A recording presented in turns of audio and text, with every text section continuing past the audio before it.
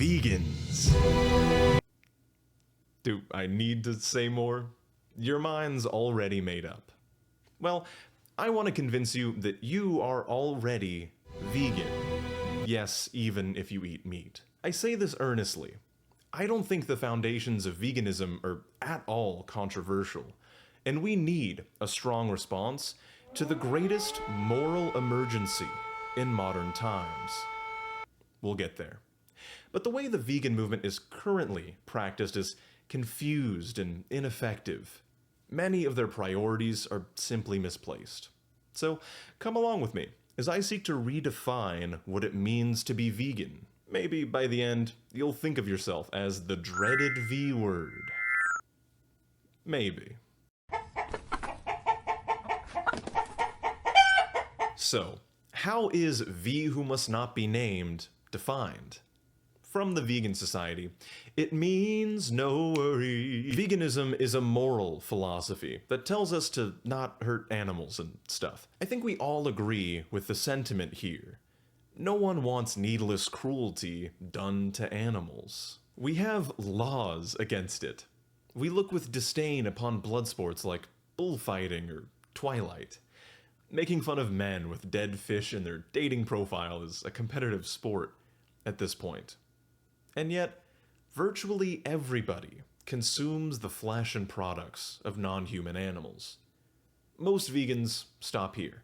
End of evaluation. You contradict yourself, good sir. While, at a minimum, this is something we should re-examine our relationship with, it doesn't deal with the reality we find ourselves in.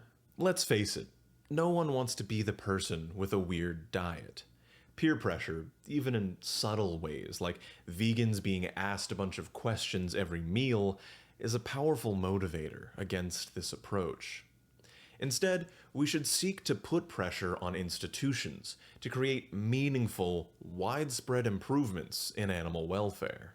Principally, this video is an attempt to argue for veganism primarily being seen as a political movement, rather than a personal moral framework. The individual boycott approach to animal welfare is both slow-moving and just hard to sell to people. The traditional approach may argue, in order to gain social approval, we need to increase the number of dietary vegans. Well, what if I told you 4 out of 5 Americans already support increases in animal welfare, even at the literal cost of more expensive meat? This is one of the major confusions in the current conceptualization of the vegan movement. To make a dubious analogy, imagine arguing with every single open-minded slaveholder in the American South. You attempt to convince them that slavery is immoral and they should personally boycott the practice. Leaving aside the psychology of being told you're wrong, how effective do you expect this to be? Moreover, what, if anything, does this do to convince the slaveholders who are absolutely committed, financially, intellectually, morally, to the practice as it currently exists? What does this do to protect the slaves living under truly horrible slave masters?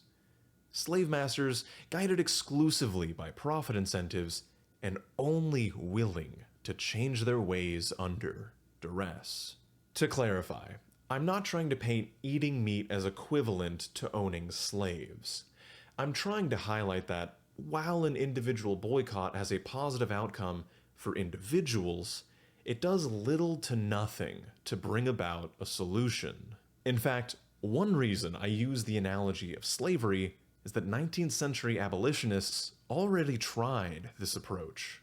The so-called free produce movement called for abstinence from slave-made products. Later, William Lloyd Garrison, abolitionist leader, wrote that he had erred in judgment by focusing on abstinence. Ultimately, such individualistic measures could not bring about substantive change. The only way to truly break apart the institution of slavery was at the level of institutions.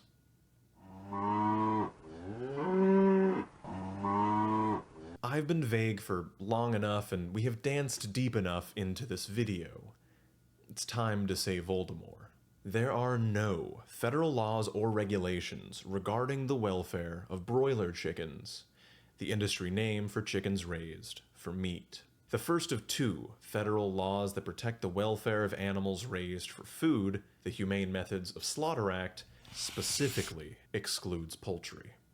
Editing Socktastic here. In order to have an honest conversation, we need to talk about slaughter practices. I will at no point show images or videos, but I will still give forewarning in case you wish to skip graphic descriptions.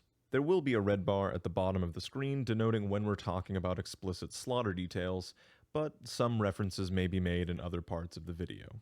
Also, since I'm American, I will be mostly dealing with American factory farming, but these practices are pretty much universal. With that said, here's your warning. Skip to this timestamp if desired. The most common way chickens are killed is called live shackle slaughter. Chickens are rammed, upside down and alive, into metal ankle shackles, often forcefully enough to break their legs. Chickens are then intended to be stunned unconscious by a pool of electrified water. However, due to a lack of regulations, standards, and myriad complicating factors, this is often unsuccessful. All a chicken need do is duck its head or flap its wings at the wrong time, and it will remain fully conscious of what's to come.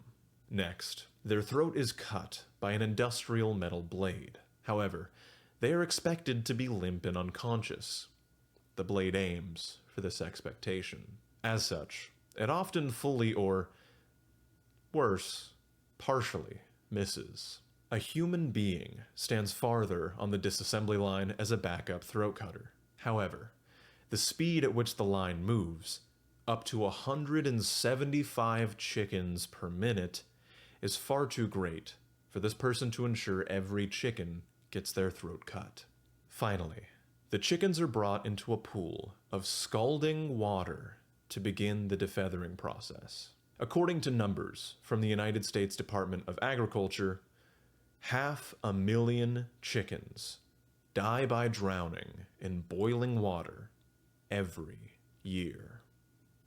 All of this is to say nothing of the terrible conditions chickens are born and raised within. The stress from overcrowding and poor conditions cause many chickens to be pecked to death by their hellmates. As such, farming corporations, such as Tyson, were forced to dramatically increase the size of their cages. Money. What's that? Money. A profit incentive? I like money. Oh. That's right. Instead, their beaks are seared off using a hot metal blade. I guess that solves the problem of losing money on prematurely dead chickens. Let's take a breather and remember the point of this video. My goal is for vegan to become a label that people, regardless of diet or moral framework, use to advocate for the well-being of these animals. Any sane, non-sociopathic human on planet Earth can look at the farming practices we currently engage in and call them money. Not so bad. Not so bad, I guess. But when's the last time you heard someone talk about this in American politics? Virtually the only people speaking out are vegans, whose message is abstinence.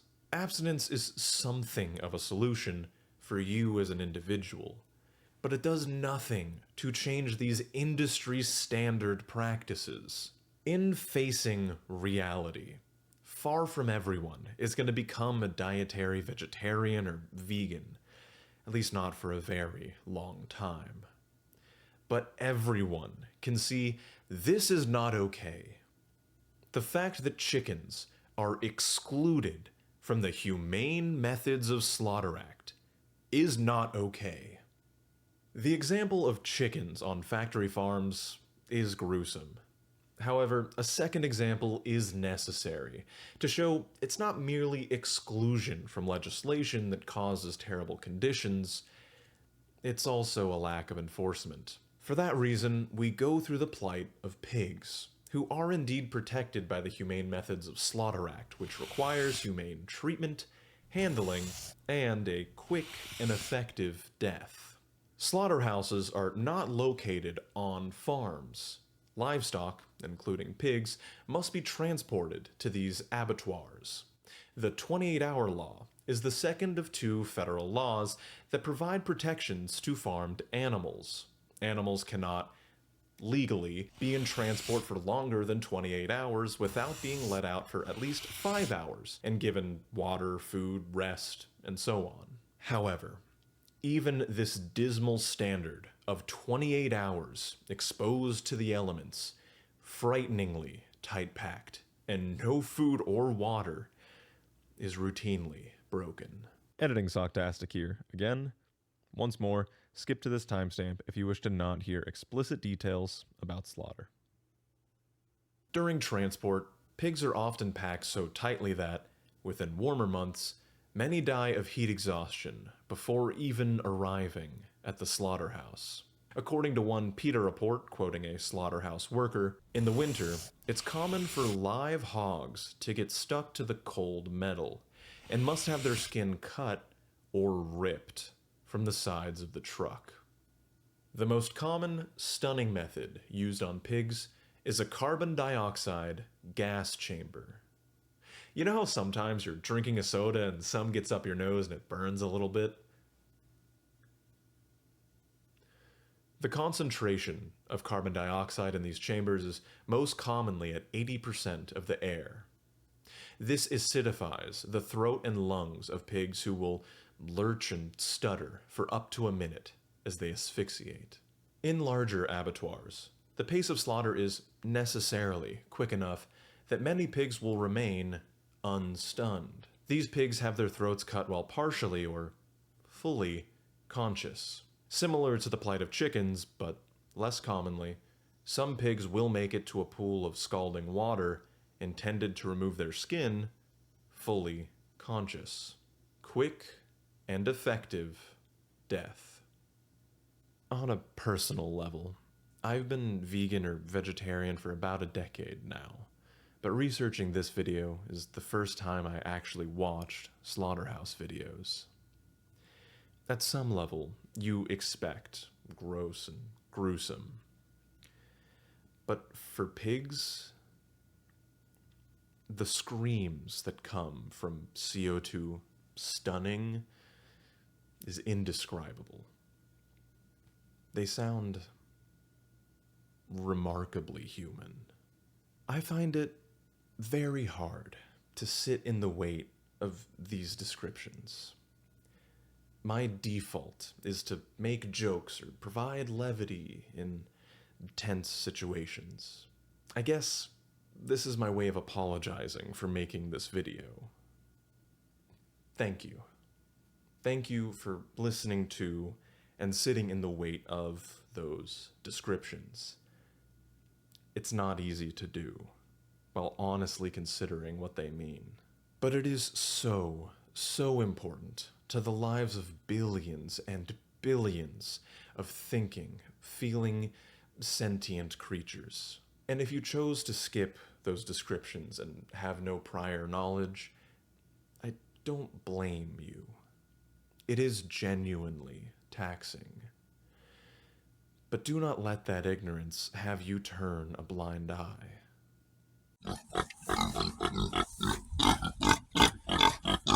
These practices are built on the back of ignorance, but also profit incentives and ineffective government. To be clear, much of the ignorance is deliberately cultivated by these corporations. Consumers are far from exclusively to blame. Tyson doesn't want the public speaking out en masse about live shackle slaughter. Not that they're the only company that uses it. The practice is the rule, not the exception. But if enough people speak out, that would ultimately lead to government action and hurt the bottom line of these companies. I want to make it very clear how angry we all should be.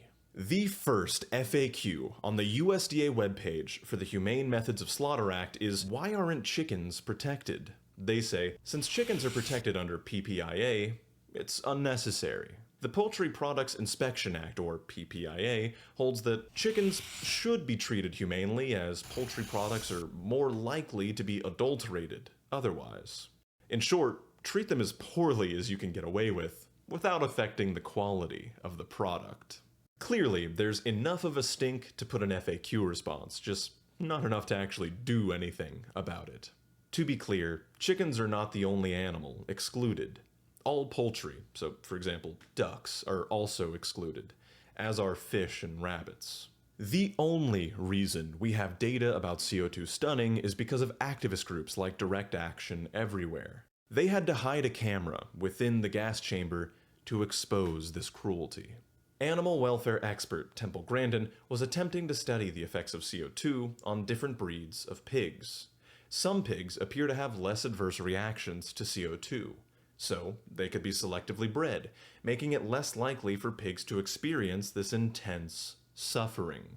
Days before the study was set to begin, the company canceled the project. I wanted to fix this problem, Grandin said. They didn't want to look inside the box. The biggest criticism of the Humane Methods of Slaughter Act is how ambiguous it is. It calls for the humane treatment and handling of animals, but sets no standards for this. How many animals need be improperly stunned before it's a violation? How often should workers be allowed to electrically prod cattle who don't want to walk forward, slowing the production line and lowering profit per hour? Here's an entire 66-page government report from 2010 outlining inconsistent decision-making under and enforcement of the Humane Methods of Slaughter Act. This 2010 report is the most recent of its kind. By the way, inspectors have not taken consistent actions to enforce the Humane Methods of Slaughter Act, such as differences when faced with a humane handling violation. Additionally, food safety inspection services training may be insufficient. Inspectors at half of the plants did not correctly answer basic facts about signs of sensibility. Sensibility here just refers to being conscious. Under HMSA guidelines, animals are required to be rendered insensible before slaughter, often euphemistically called stunning.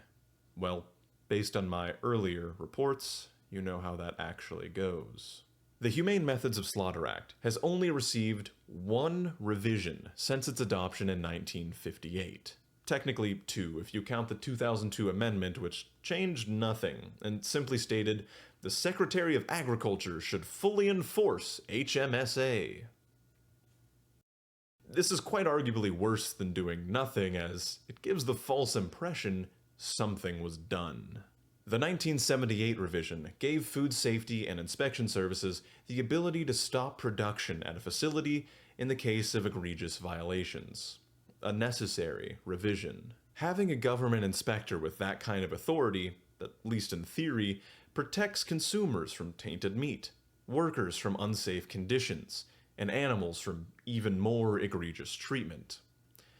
It's nice to know that under the Trump administration, slaughterhouses were largely deregulated. Now, companies can place their own employees where USDA inspectors once stood.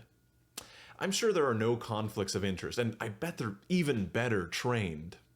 At virtually every turn imaginable, Big Farm.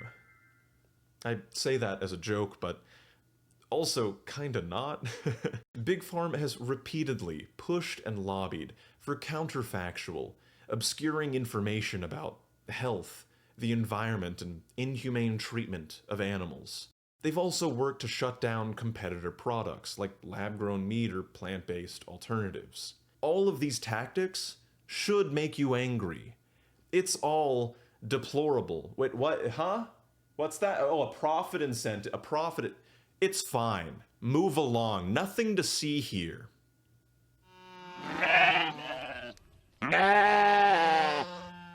Vegans are routinely criticized as being holier-than-thou zealots, a criticism I broadly agree with.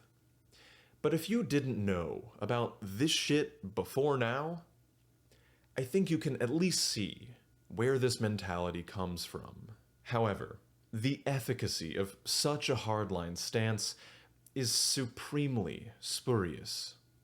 Throughout my tenure, I've seen so many vegans arguing against welfare improvements, either because it can cause people to feel less guilty about consuming animal products, or because it ultimately doesn't contribute to their end goal of no one eating them. Even more vegans believe focusing on such improvements is a bad idea for the same reasons. Hashtag not all vegans.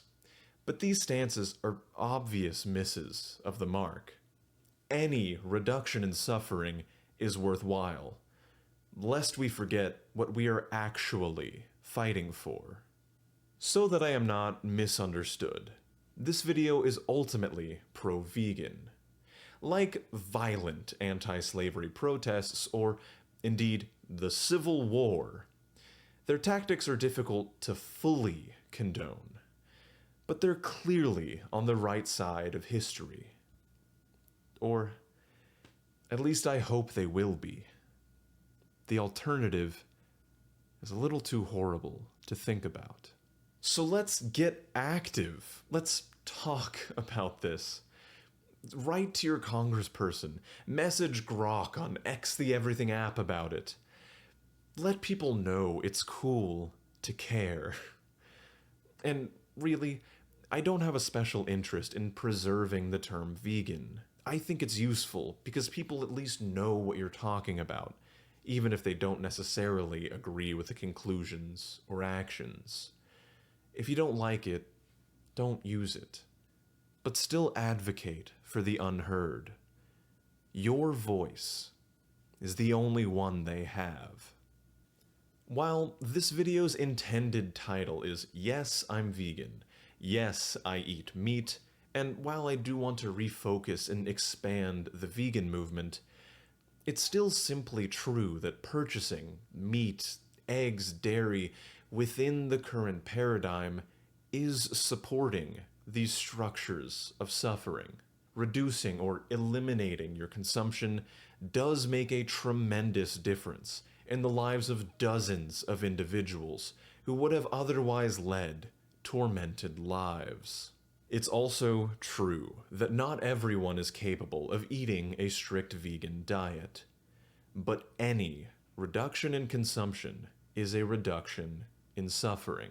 Further, especially in the West, we are simply over-consuming animal products if we want to bring every human into a prosperous tomorrow. The beef industry alone has a comparable impact on the climate to the entire transportation sector. If you care at all about deforestation, much of it is driven by the demand for soy we feed to beef cows. According to the USDA, we waste 35% of the food we produce. An especially melancholic statistic, given the context of this video.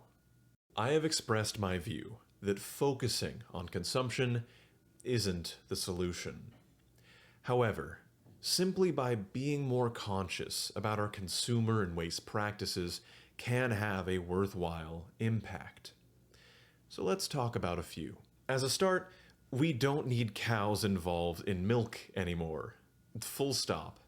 There are myriad alternatives that are better for the environment and comparatively cruelty-free.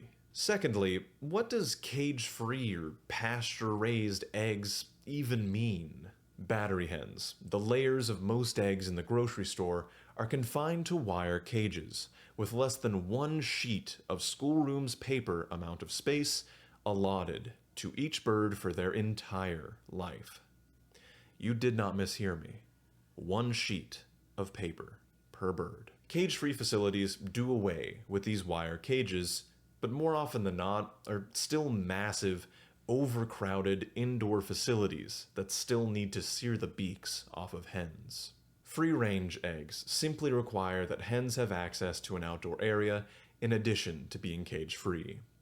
But there are no legal specifications as to how long they must have access to this area or how big it must be. There are exactly 0 USDA regulations on the terms pasture-raised, naturally raised, farm-fresh, animal-friendly, or happy hens.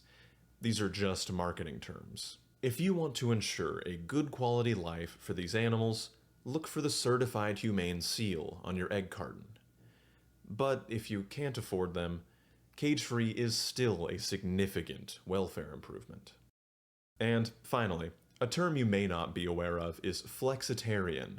Flexitarians aim to reduce, but not eliminate, their animal product consumption. Most commonly, this takes the form of choosing 2 or more days of the week to remove meat or other animal products from the menu. As a recent example, John Green committed to 2024 only having 4 beef days. Days where he is allowed to eat beef, plus 2 cheat days. As a thought, if you and a friend both go half vegan, that's the same impact as one whole vegan. In general, research. We can do so much better for the lives of these animals. It's high time we hold these corporations and regulators accountable for the suffering under their watch. And look, we're complicit too. We can't just scapegoat the problem. If you made it this far, I know you care about this. So do I. It's one of the most impossible things to care about because of its enormity. I've had several bouts of intense anxiety while preparing this video. Remember, take some deep breaths. This will not be solved overnight, and it's so easy to get overwhelmed. I do not think I exaggerated. This is the greatest moral emergency in modern times, exasperated by the fact that so few people even acknowledge the problem. Thank you for being here, and thank you for acknowledging the problem. It ain't easy being not so cheesy.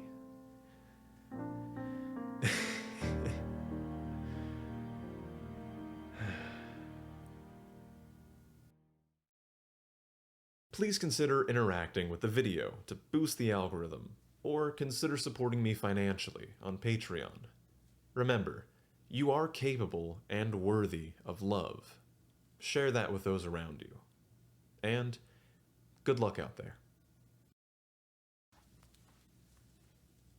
I'm gonna touch this cactus. I'm gonna touch this cactus and it's gonna hurt. Oh man, I'm gonna f myself on that, I swear to God.